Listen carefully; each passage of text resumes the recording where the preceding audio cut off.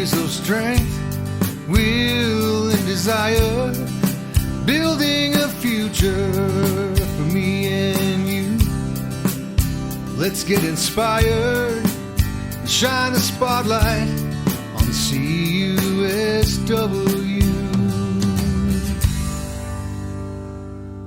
Hello, and welcome to the CUSW Spotlight Podcast, brought to you by the Canadian Union of Skilled Workers, established in 1999.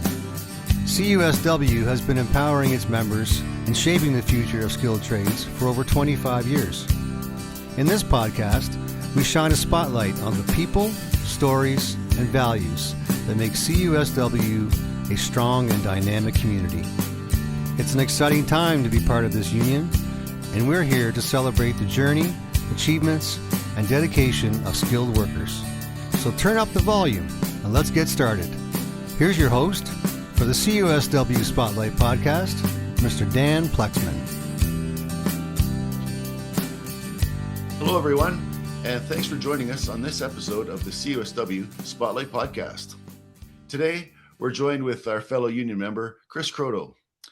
Kris has been with the union for over 2 decades. Since 1999, Kris has been proudly representing the union with vigor and with zeal. I'm sure we're going to gain some valuable insights with our conversation with him. Hi, Kris. How are you? Good morning, Dan. I'm well, thank you. How are you? I'm doing very good. Thanks for joining us on the show today.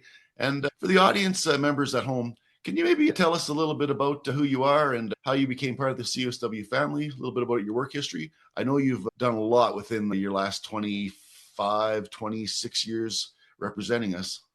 Yeah, going on 27. It's been quite an adventure, I must say. Yeah, so I came from the world of non-union way back in 1999. I saw an ad in the newspaper for this union called CUSW, and they were looking for electricians to start up at the Bruce, which was about 800 kilometers from home. Needless to say, it was a bit of a conversation with my family, and but the value in trying something new and joining a union certainly drove me to what turned out to be probably the best decision of my life. So I went up to the Bruce and did a 3-month call there. And Mr. 𝗞𝗏 called me and asked me if I'd be willing to transfer closer to home. So I did, which turned out to be about halfway. And fortunately for me, I've been there ever since. Yeah, I can certainly attest to some of the long hours driving just to get to work. We've had quite a few of those jobs where you're driving like 1,000 kilometers, 1,200 kilometers just to get to work. And then you work your 40 and then you got to drive 1,200 kilometers home again. It's nice to see those days are getting a little bit further and few between, where we're figuring out how to keep our workers a little bit closer to home. Oh, absolutely. CUSW has done an amazing job in the last 26 years of finding new employers in various areas across Ontario so that people don't have to drive as far or spend so much time away from home. Yeah, exactly. And then again, it is the nature of the work. It's just how it is. So we all kind of accept that, and we all know how the deal works. Absolutely. I know you and I have talked quite a bit about our union and how it runs. I'm just curious if you can give us your take on the bottom-up approach that we have. We're member-driven, for our members, by our members. Can you kind of explain to us how that looks on a day-to-day basis? Oh, absolutely. I think back to previous employment before joining CUSW, everything you got from the employer was, you're lucky to get this. It was very refreshing to join a union where members are elected into leadership positions, members sit on national committees, and these are members from all across Ontario, and sooner than later it'll be all across Canada. And, those members who know the rest of the members in their workplace actually get together and get to be the voice that provides recommendations to the board, which again is also elected from our membership, on the direction that CUSW wants to go. It's literally members making decisions for members. And speaking of the board, I believe you're a member of the National Executive Board as well. I am, yes. I've been very fortunate to have been elected to and re-elected to the board for probably 5 terms now. Oh, fantastic. We all appreciate your dedication to our cause. We appreciate you very much, Kris.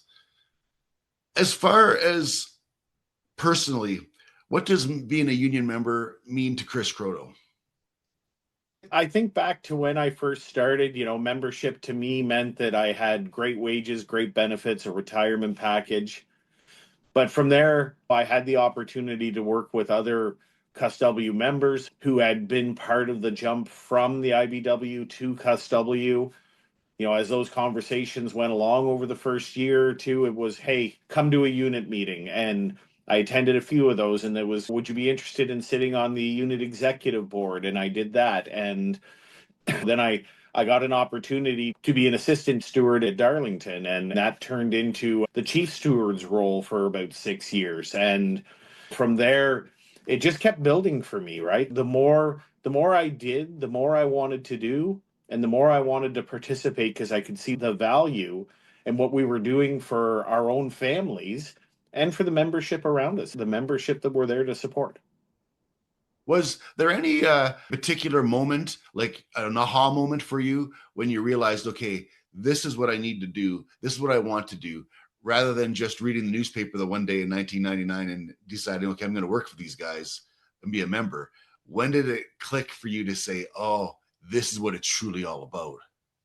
Oh man, this is digging deep, but I would have to say those first few unit meetings where 30 of us were getting together in Bowmanville, and it was dinner and a couple of beers before the union meeting. And then we'd get to that union meeting and we were talking about relevant things to the workplace and to the union. And just that feeling that I could express myself to the union executive board, and knowing that those thoughts or concerns or opinions would work their way up to folks in committees and the national executive board, and that somebody would actually take my opinion and do something with it potentially, versus the employer that I talked about where he would always tell you, you're lucky to have this, be thankful you have this job.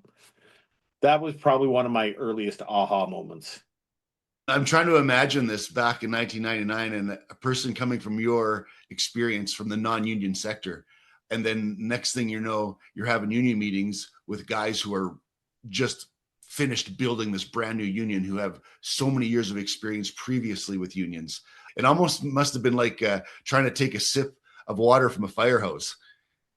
Oh, Dan, it's funny you should mention that, because I know even now, with a lot of the experience that I have now, I still have days where it feels like I'm drinking from a fire hose. We're always shifting, we're always moving, we're always building, and there's always so much to think about and so much to learn. Oh, for sure. Especially in 1999 when you joined. The previous years before that, the founding members of this union, they were struggling. They built this out of the back of their trunks of their cars. They funded all of this out of their own pockets. It just must have been fantastic, and the energy that you must have experienced in the early days like that, I could only imagine. Absolutely, the energy and the passion from folks, like Tom and John and Joe himself and everybody else that was involved, Bill Gilroy, Steve Gilroy, all of them. The passion and the energy are literally what drove and pushed the rest of us. When I joined CUSW, I think it was around 300 of the original members. I was fortunate to be one of the very first groups that was intake into CUSW. At that time, there was only one collective agreement that we worked under, which was Ontario Hydro back then. Man, am I ever dating myself there? But anyways, Yeah, I think it was one collective agreement and two contracts, I believe. yeah. Yeah.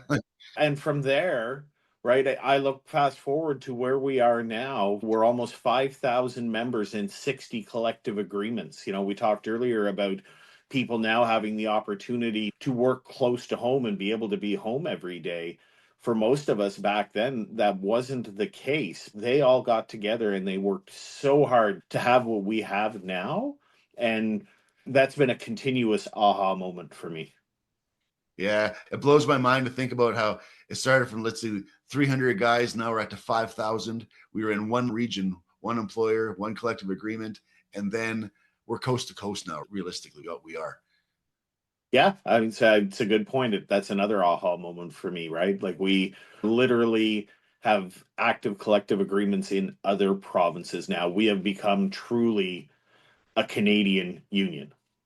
As far as your perspective on being someone who's an active, participating, and contributing member, what's your take on those union members who they're a little bit hesitant about stepping up and putting up their hand and saying, hey, I want to contribute. I want to participate.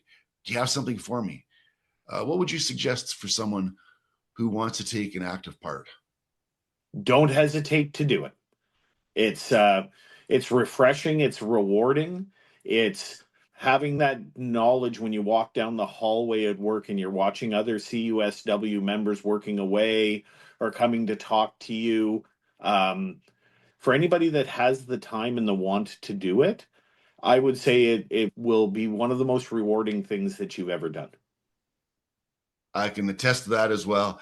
Every time I put my hand up to say, I'd like to try this, I'm not sure, it always turns out to be a success because there's always somebody backing me. It's fantastic. I'm just thinking about your experience coming from the non-union sector and then now where you are now with our democratic society and our democratic approach to running the union. Do you notice any big changes between what you experienced before in the non-union sector and with what you're experiencing now? Oh, absolutely. I mean, just the CUSW's position on safety in the workplace and the support we give our Joint Health and Safety Committee members and even our supervisors, right? There is much more emphasis on safety. You come to work in the morning with all your fingers and toes, and you get to leave at the end of the day with all your fingers and toes, right? That in itself, compared to where I came from, made the switch one of the best things I ever did. 100%, 100%. If we can't return home at the end of the day, what's the point in going to work in the first place? Exactly. Yeah. We're talking about member engagement and contributing to the union. What do you think makes the difference between just a member who is putting his time in and being a good employee, showing up for work on time, doing their jobs, and like they're like an active member, but they're carrying the card, but they're not really participating? You see the difference in the different attitudes between these types of workers? And how could we shift that attitude to kind of push people in to stepping up again? Well, I mean, there's a couple of different ways to look at that, Dan. You know, the person that gets out of bed in the morning, goes to work, pays their dues to CUSW, votes during election time, that is absolute participation as well, right? I don't know that I would necessarily try to push those folks into participating more. I think the best thing that we could do for all of our membership is to provide them with the knowledge of the other ways that they can participate, you know, whether that's in social events, national committees, local committees, national executive board, even taking training through CUSW.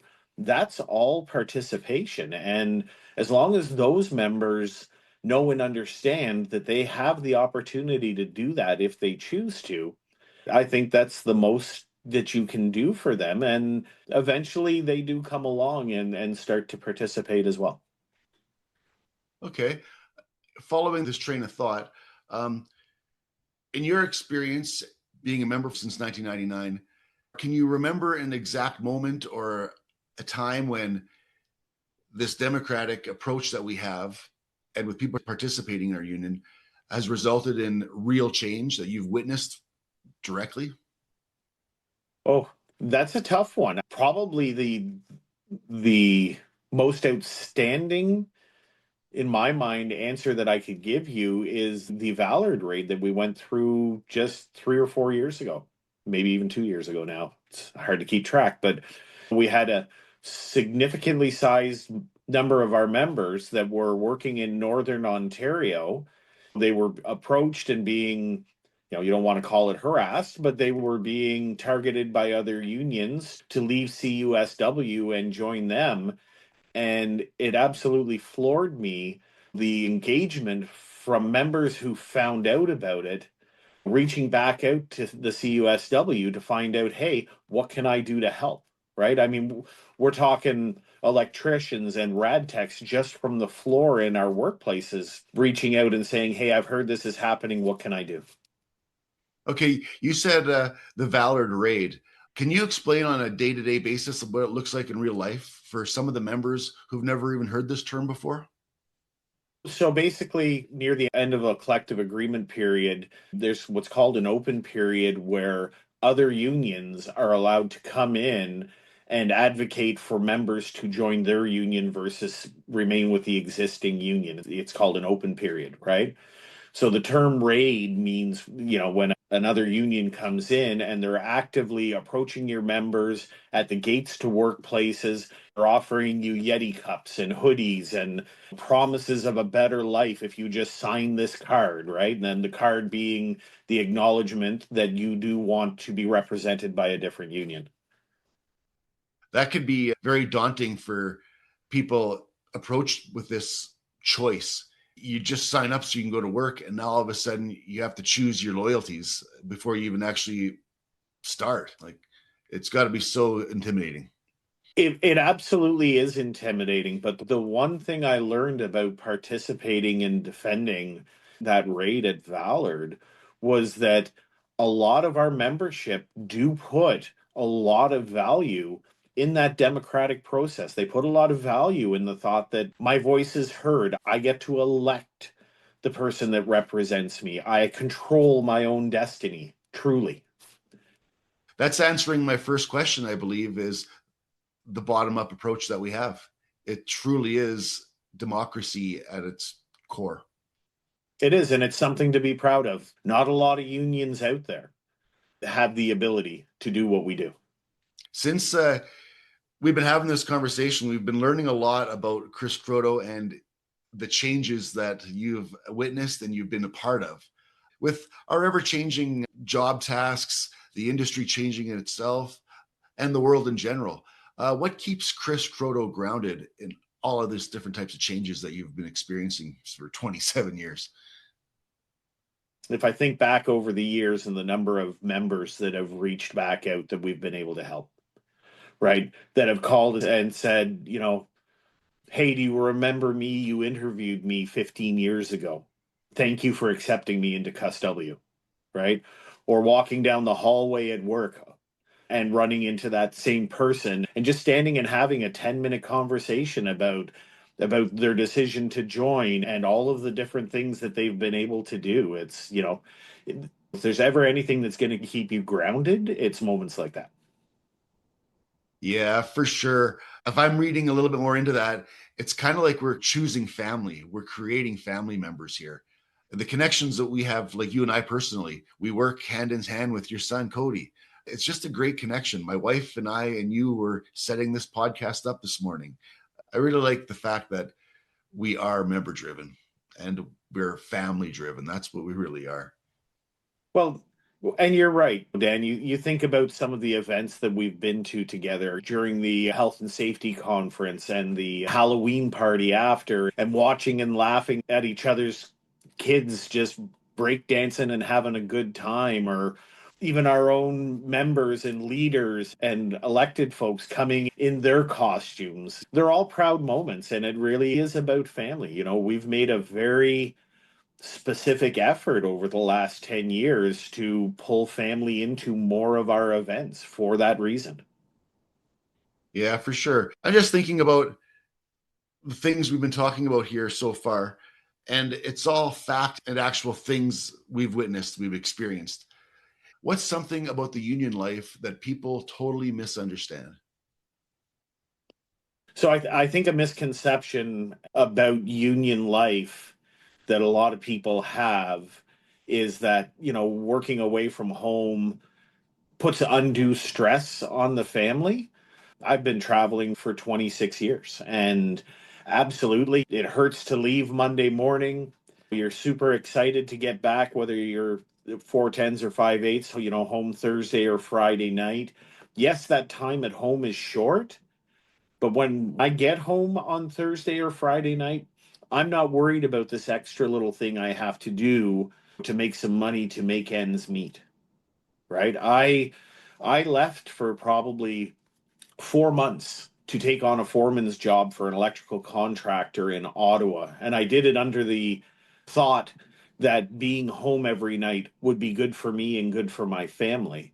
And probably the first week into it, and the employer started asking me, I need you on this job till 10 o'clock tonight, but I need you at this other job at 5 o'clock tomorrow morning. I watched my family life disintegrate. So for those that are fortunate to be 10 minutes from work, that's great. But for those that have to travel to get to their job, we're fortunate that those jobs allow us to go home and not have to worry further about the job. I attest to that as well. It's nice to know that we get paid well to do what we do, and our families are well taken care of. It's always the name of the game. It's for our families. It's for a better way of life. As far as a new member who had just joined the CUSW, do you have any advice for new members? Yeah, I think a new member walking onto the floor or going to their first unit meeting, take some time and talk to people, right? Talk to other new people. Talk to people that have been with the CUSW for 5 years, 10 years, 15 years. Get all of their perspectives and then make your own decisions on how you want to participate. But keep an open mind. I fully agree. If someone asked me that question, originally I would always think, sign up, put your hand up, attend as many events that you can, because you learn so much by attending these conferences, these conventions, whatever is available. But at the same time, I truly find sometimes I get more value out of the conversation I had in the hallway during these conferences and these conventions, sitting around the water cooler or filling up your coffee cup. Sometimes that's when the most engagement happens. And that's when my aha moments seem to happen as well, where it's like, oh, I got an idea here because I just talked to this guy and I've never even met this guy 10 minutes before. Yeah, take 5 minutes and talk to a unit executive member or talk to your steward or chief steward in the hallway, talk to them about why they do the things they do. Yeah, for sure. I also found sometimes asking the same question to 4 or 5 different people really gives a broad range of information, and it provides clarity to certain topics that you just can't get from one person. Different perspectives. Absolutely. Yeah. I knew you and I were going to have an easy conversation. We always do. I think we're going to start dimming the lights on the show. But as far as Kris Croteau in the future, what kind of legacy do you wish to continue building when you leave the CUSW? Oh, that's actually an awesome question, Dan. I think for where I am in my NEB experience, my career with the CUSW, and I was fortunate to work for Ontario Power Generation and have since day one. But I think for me, the legacy is going to be the mentorship piece. It's talking to people that are starting to take on these leadership roles and these elected positions and appointments, and having these conversations about why do you participate, or do you see or can you see the benefit in the things that you're doing? It's that mentorship, it's providing past experience or a different outlook on the things that they're doing. I think I would like that to be my legacy. That and the fact that we've grown from 300 people to almost 5,000. It truly is amazing, the growth that we've had. It's outstanding. And we're all very proud to be part of it, that's for sure. If I can sum up what we've talked about the last little while, I think I'm picking up, be informed, get involved. 100%. Being informed is a level of participation that every one of our members, at the very least, needs to strive for. You don't have to sit on a committee, you don't have to sit on a board, but being informed, knowing why we do what we do, knowing what we have the ability to do, that's participation. That is a great conversation we've had, Kris. And I know everybody's going to walk away putting something in their back pocket to stay with them for the rest of their CUSW career. And On behalf of the CUSW Spotlight Podcast producers and myself, everybody involved with the show, we truly appreciate you taking the time to participate today. Thank you, Kris. Thank you for the opportunity, Dan. It's always a pleasure. On one final closing note, is there anything that you would like the audience to take home with? It could be any piece of advice that you've always found helpful in your life. Yeah, don't be afraid to talk. Don't be afraid to talk to people. Don't be afraid, if you're new, to talk to older members that have been around. If you're an older member, don't be afraid to take that newer member under your wing and share your experiences with them. Take the time to talk. Thanks for talking with me today, Kris. I truly appreciate your time. Thanks again. You're welcome. You have a good day. You too. For everybody at home who'd like to get in contact with Kris, get in contact with myself, maybe you have some ideas for the show, maybe you want to be a guest on the show, we want to hear from you. Thanks again, everybody, and until the next episode of the CUSW Spotlight Podcast, keep shining.